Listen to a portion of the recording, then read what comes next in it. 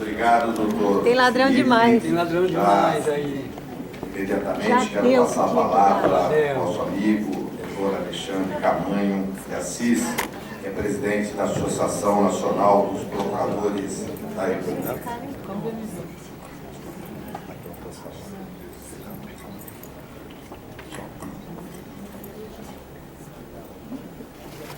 Obrigado, boa noite a todos. Não vou cansar o público falando em nada, quero renovar meu agradecimento, o convite de voltar a Campinas. Cidade que eu volto para essa Câmara de Vereadores pela segunda vez, faz um ano.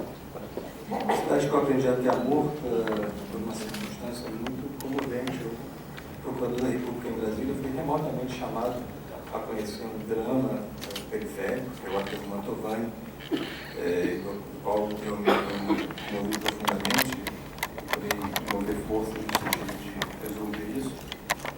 De forma que, para além de saudar colegas e amigos que eu vejo e revejo aqui, saudar os colegas, eu quero agradecer especialmente o fato de ter vindo prestigiar o evento hoje, os companheiros da Arquivo Mantovani, que nós não nos vimos há 10 anos, e nos revimos e nos reconhecemos imediatamente, porque companheiros de luta a gente não esquece o rosto, eu sou muito grato pela presença de vocês.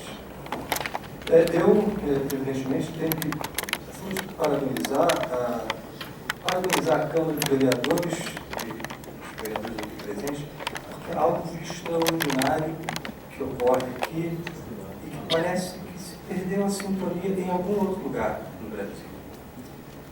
Há uma espécie de aversão daquilo que a sociedade diz e que muitas vezes determinadas opiniões importantes transformam-se em decisões normativas a inteira revelia daquilo que quer a sociedade.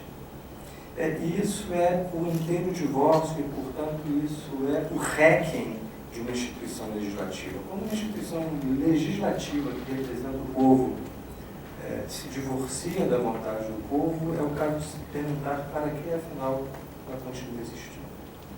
E nessas circunstâncias, eu preciso parabenizar a Câmara dos Vereadores de Campinas por essa extraordinária manifestação de vitalidade e de rejuvenescimento, que se mantém inteiramente sintonizado com aquilo que parece ser o clamor popular.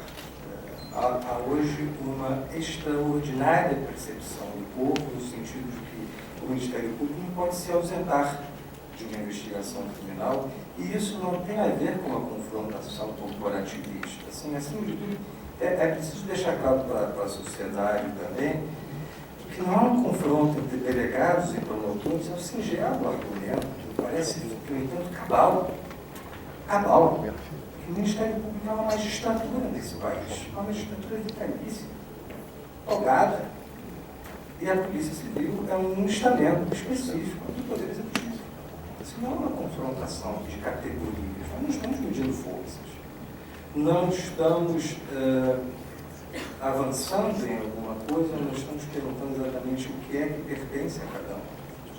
Nós apenas não podemos nos desincumbir de uma atividade que tem a ver com uma percepção constitucional que disse ao Ministério Público há 25 anos atrás: tudo quanto disser respeito à tutela dos direitos individuais indisponíveis, à tutela coletiva, tudo isso é uma responsabilidade de vocês. De forma que nós nos exonerarmos disso representaria uma grande apenação, não para um estamento como o nosso. Nós abrimos mão de trabalho é uma coisa que para um servidor público poderia ser considerada uma alegria, uma fadiga menos, uma preocupação a menos. Confrontar pessoas alegadamente poderosas e que se habituaram à impunidade, bom, assim como disse, isso poderia parecer uma alegria. E, no entanto, o Ministério Público tomou isso como um encargo, com um argumento singelo, experimentório, de que como é possível deixar uma parcela da população refém de determinadas conveniências? Como é possível abrir mão de algo cujo maior prejudicado seria a cidadania e a sociedade? Se nós fizermos isso, quem protegerá a cidadania? Como pensar no exercício? Acho um pouco... Eu moro em Brasília e prefiro acreditar no juízo das instituições, assim, no juízo do Congresso Nacional, na lucidez do parlamentar, na lucidez do Legislativo Nacional. E como é possível pensar numa espécie de conjectura, que daqui a pouco nós poderíamos estar alheios a algo tão importante e que isso significaria o aprimoramento do Estado da cidadania? As pessoas fazem muitas digressões sobre o que é a Constituição, e há várias, cada um de nós, evidentemente, membros do Ministério Público, temos uma noção muito técnica do que é isso. O cidadão precisa saber que uma Constituição no Estado de Direito, ela se divide em dois aspectos. Assim deveria, a meu juízo, ser pensada uma Constituição do cidadão comum. Ela é metade a enunciação de um rol de direitos. E a outra metade é a concepção de um modelo de Estado que proteja esses direitos. É isso que é uma Constituição. Para isso serve uma Constituição. Nós propendemos, professor, a dar definitividade àquelas coisas que nos são contemporâneas. Então nós nascemos no mundo, olhamos aquelas coisas e temos a impressão, como aquele personagem do Nome da Rosa, de que todas as coisas criadas já existem, não há necessidade de aprimoramento, não há necessidade de mais nada. Quando, na verdade, nós quase não nos damos conta de que, por algo que tem muito a ver com o movimento do século XX, nós desconstruímos tudo aquilo que nós recebemos nos últimos 2000 anos. Uma das coisas que nós recebemos, e que todos nós estudamos aqui, não há quem não tenha estudado, é a questão da supremacia da Constituição. Como nós teimamos em resistir, em resistir à ideia de que esse conceito vai se desconstruindo. E se nós louvamos o fato de que a Constituição hoje, esse ano, fará 25 anos, e nós temos talvez o período mais longo de paz constitucional republicana, ao mesmo tempo, nenhuma Constituição sofreu tantas emendas à Constituição. Nunca uma Constituição foi tão relativizada como essa Constituição de 88. Assim, como ela foi barateada e como ela vale pouco. Essa é a primeira coisa que precisa ser pensada. A segunda coisa que precisa ser pensada é a questão da tripartição dos poderes. Há 200 anos nós falamos em tripartição de poderes e hoje isso representa um dogma para nós. Mas a tripartição de poderes, os freios e contrapesos que decorrem da tripartição de poderes, e lá pelas tantas, a partir da Constituição de 88, as pessoas incrédulas, assim, o conservacionismo, incrédulo, se perguntavam, céus, assim, lida a Constituição, em que poder hoje em dia está o Ministério Público? O Ministério Público não ficou em lugar nenhum, é uma instituição. Isso não é possível. Não é possível que na engenharia, que no desenho estatal, o Ministério Público não esteja em lugar nenhum. E, no entanto, o Ministério Público não está nenhum, isso tem muito a ver com a ideia do aprimoramento de república. Porque o que foi acontecendo, e a nossa Constituição foi uma voz precursora, foi dizer, se nós somos uma república, nós temos a necessidade inafastável de ter um permanente poder fiscal. Isso é um poder fiscal. E o que aconteceu é que esse poder fiscal se isolou na figura do Ministério Público e, no entanto, ele ficou diluído por uma série de outras fiscalizações e controles. Receita Federal, IBAMA, Controladoria Geral da União, Tribunais de Contas, mantiveram esse poder diluído e, no entanto, é possível que daqui a 50 ou 100 anos nós tenhamos um quarto poder que seja um poder fiscal, que representa hoje isso. E as respostas foram, acho que, muito bem colocadas pelos colegas que me precederam. Tenho leituras muito parecidas ou iguais.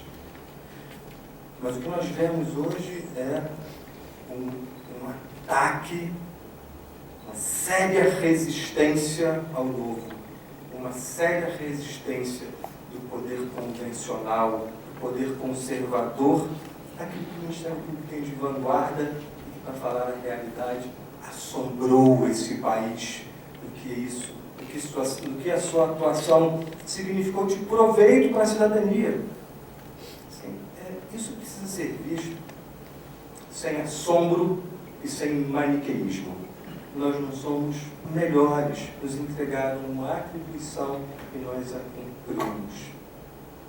Se houvesse uma luz de lucidez nessa história, o foco de uma discussão que nos traria a parlamentos seria nós celebrarmos a morte do inquérito policial, que é um instrumento fóssil e fadado inapelavelmente ao arcaísmo.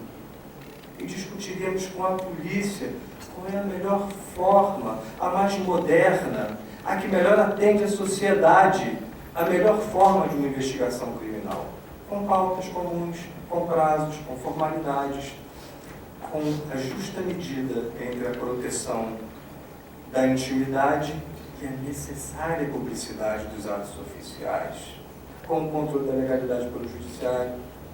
Era isso que nós deveríamos estar sendo convidados para uma mesa comum com a polícia para discutirmos.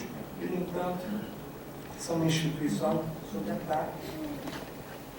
Como foi dito aqui, volta e meia alguém diz, eu falava isso agora, eu vou votar pela PEC 37 porque o promotor mandou o meu amigo prefeito reconstruir o muro do cemitério em 48 horas. Isso é um abuso. Mas o que isso tem a ver com investigação criminal? Eu vou votar pela PEC, a favor da PEC 37, doutor, porque eu, para chegar aqui, sofri as mais temíveis agruras por conta do Ministério Público Eleitoral. O que isso tem a ver com investigação criminal? Quer dizer, nós estamos, no fim das contas, sendo alternados por supostas atuações que sequer têm a ver com a nossa atuação criminal.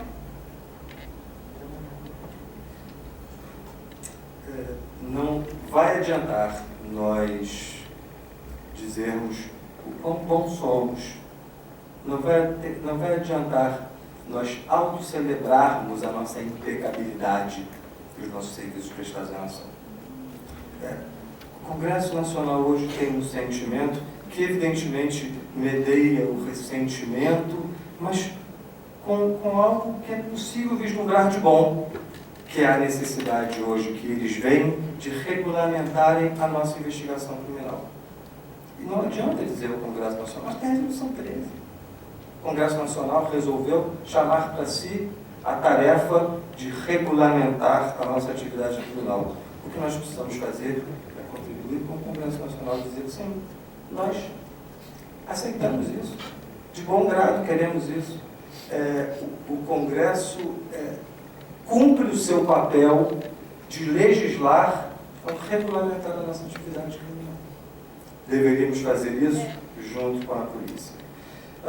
Deveríamos fazer, nós, membros do Ministério Público, aquilo que me parece correto, após tantas conversas com a própria polícia, segmento que eu admiro, força da minha atuação ordinária de Procurador da República. Quero aproveitar para saudar o delegado de Polícia Civil que está aqui ouvindo as nossas ponderações. O problema da polícia hoje a PEC 37 é, na verdade, um estuário de várias conveniências. A polícia passou por um processo paulatino de sucateamento no âmbito dos estados, e isso é nacional.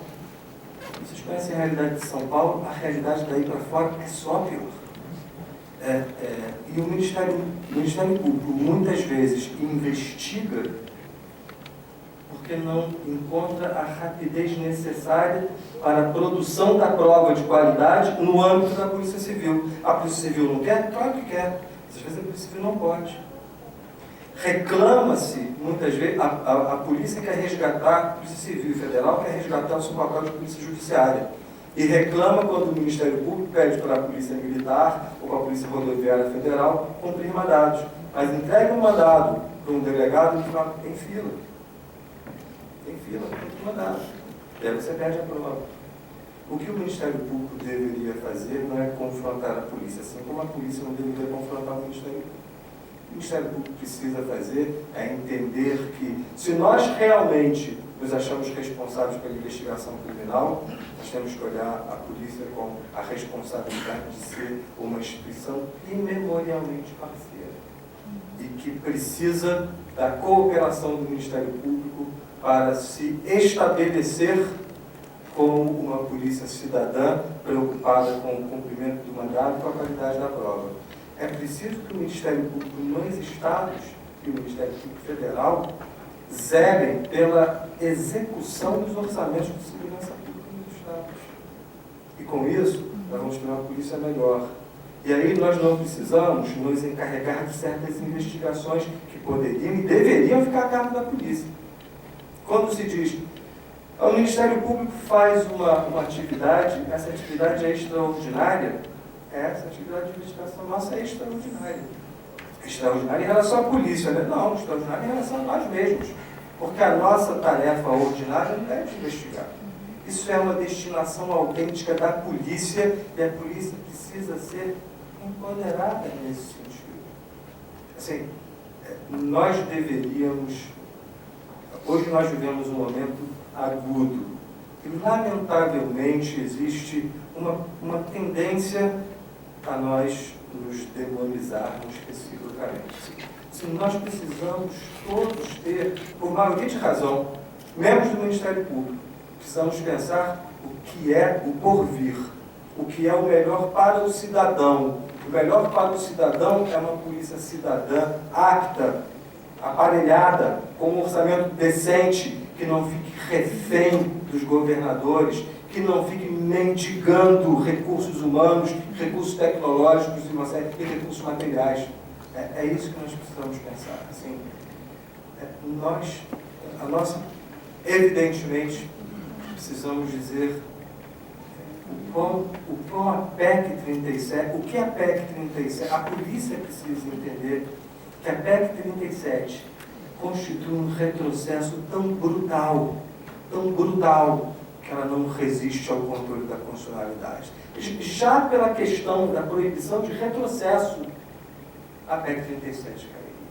Na verdade, a PEC 37 é provavelmente, se ela aparecesse e retirasse o Ministério Público das Investigações abruptamente, ela significaria algo congênere a 25 anos depois da abolição da escravatura, revogarem a abolição da escravatura, voltar a escravidão do país. Essa é a PEC 37. Assim,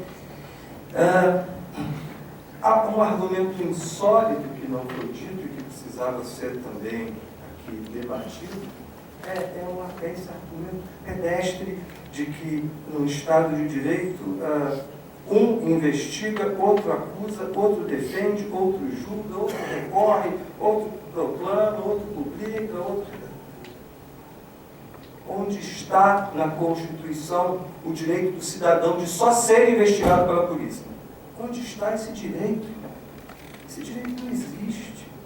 Assim, nós estamos industriando uma série de argumentos uns contra os outros, e essa talvez tenha sido a melhor das produções de quem realmente está querendo se aproveitar disso.